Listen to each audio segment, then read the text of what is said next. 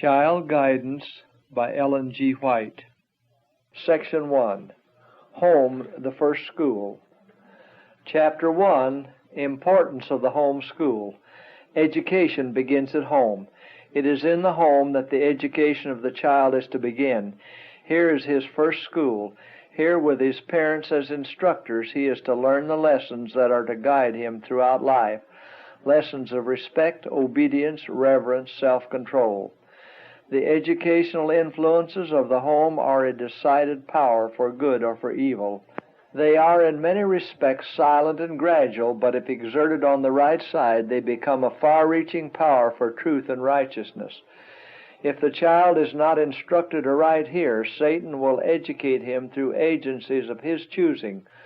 How important, then, is the school in the home? Here the foundations are laid. Upon all parents there rests the obligation of giving physical, mental, and spiritual instruction. It should be the object of every parent to secure to his child a well-balanced, symmetrical character.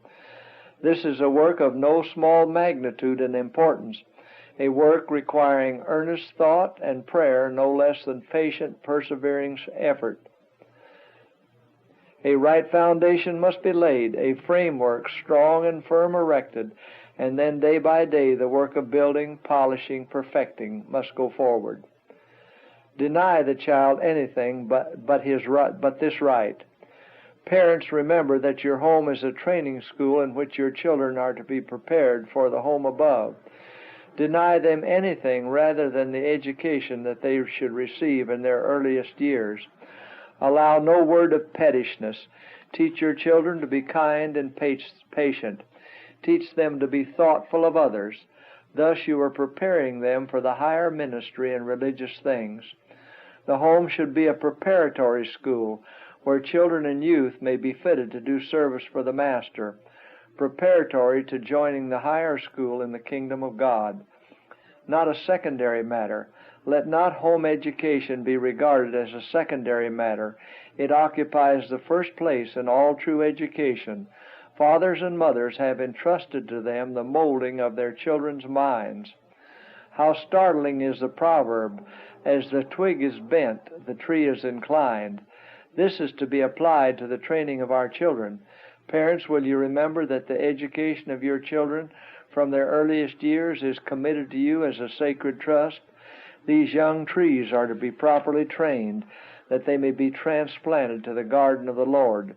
Home education is not by any means to be neglected. Those who neglect it neglect a religious duty. The great scope of home education. Home education means much. It is a matter of great scope. Abraham was called the father of the faithful.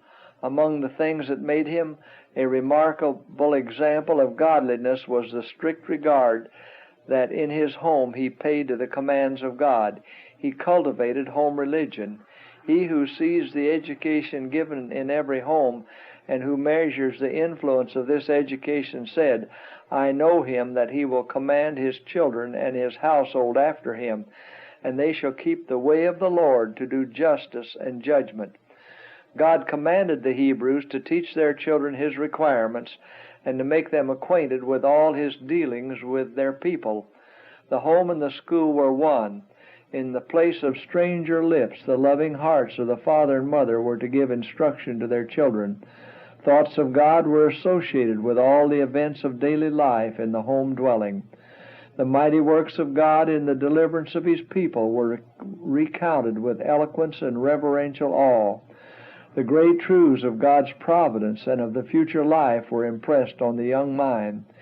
It became acquainted with the true, the good, the beautiful. By the use of figures and symbols, the lessons given were illustrated and thus more firmly fixed in the memory.